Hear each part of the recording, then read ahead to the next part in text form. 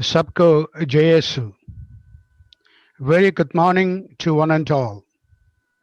Dear and Reverend Father Rector Dr. Paul Achandi CMI, dear Professor Wilson Adatugaran, Dean, Faculty of Philosophy, Honorable Rectors, Prefects of Studies, Professors, Scholars, and dear participants of the webinar on Fratelli Tutti. At the very outset, may I congratulate the Dean, staff, and students of the Faculty of Philosophy DVK and its affiliated institutions, DPOL, Pushpashrama, and De Masonood, for organizing jointly the webinar on the papal encyclical Fratelli Tutti, meaning brothers all. The very logic of Fratelli Tutti, to borrow an expression from Martin Luther King Jr., is we must learn to live together as brothers and sisters or perish together as fools. Fratelli Tutti is a message of Jesus encouraging us to recognize one another as brothers and sisters and to live accordingly in the common home that God the Father entrusted to us. The 287 paragraph encyclical is a summary statement of Pope Francis' social teaching, in which the Holy Father reminds us, you and me, especially in the backdrop of social distancing caused by the pandemic COVID-19, that we ought to love our brothers and sisters as much as we would love them when they are with us. The papal encyclical Fratelli Tutti, to my mind, is a clarion call for an exodus. I like to present Fratelli Tutti using an analogy from the Old Testament, the grand narrative of the Exodus event. The Exodus, as we read in the Bible, unfolds the story of the Israelites who were delivered by Yahweh from the land of Egypt under the leadership of Moses and Aaron to the promised land of Canaan. In the papal encyclical, the story of the Exodus is not confined to the Israelites, but embraces Fratelli Tutti, brothers and sisters all, namely the entire human family. Following the model of St. Francis of Assisi, Pope Francis shows his openness of heart, which transcends differences of origin, nationality, color, or religion.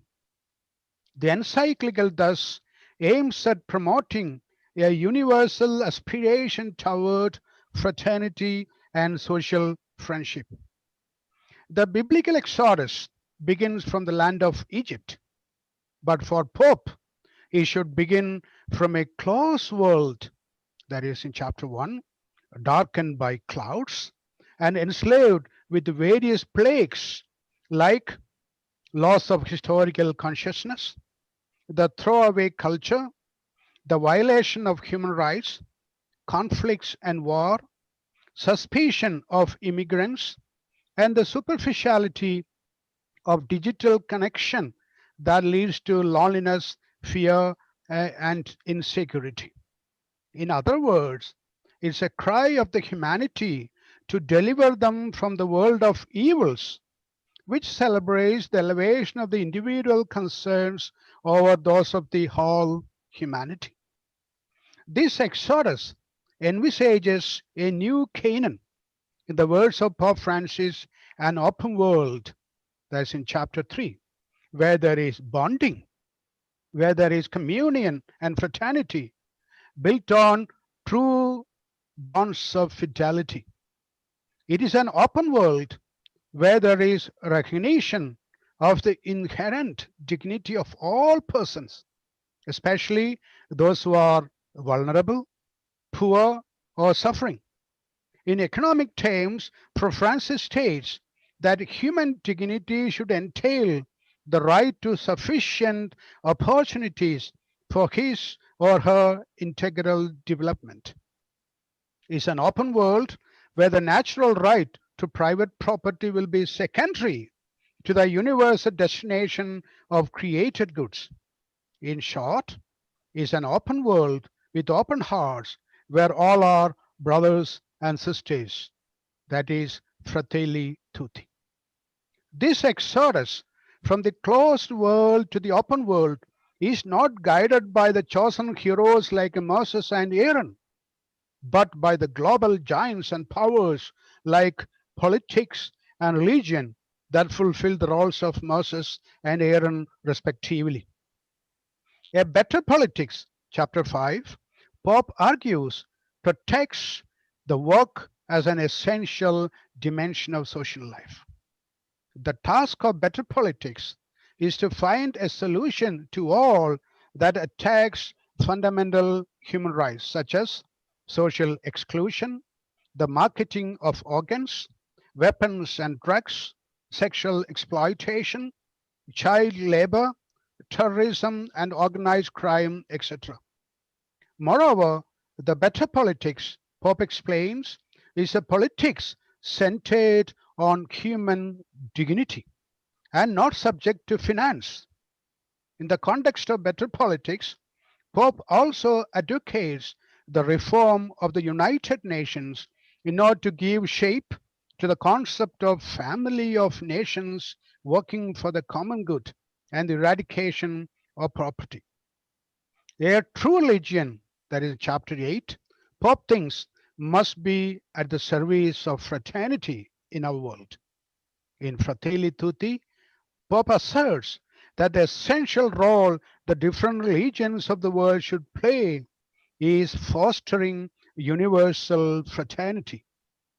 For religions remind humanity of the existence of a transcendent truth, which is the source of human dignity. Hence, the Pope calls for greater collaboration and dialogue among religions for the common good, and especially for the promotion of the poor. Just as the Israel were fed with manna and water during the Exodus, the brothers and sisters in their journey from the closed world to the open world are nurtured by the heavenly manna and water, namely love and faith. True love, chapter 2, says Pope, impels us toward universal communion. For love, on the one hand, draws us out of ourselves, and on the other, draws the ones we love into ourselves. Love thus calls for growth in openness and the ability to accept others as part of a continuing adventure with a great sense of mutual belonging. In this context, the parable of the Good Samaritan is presented as a model par excellence. The Holy Father sees in the parable a reminder that the natural love we experience for our family members should be consciously extended to those who are strangers to us.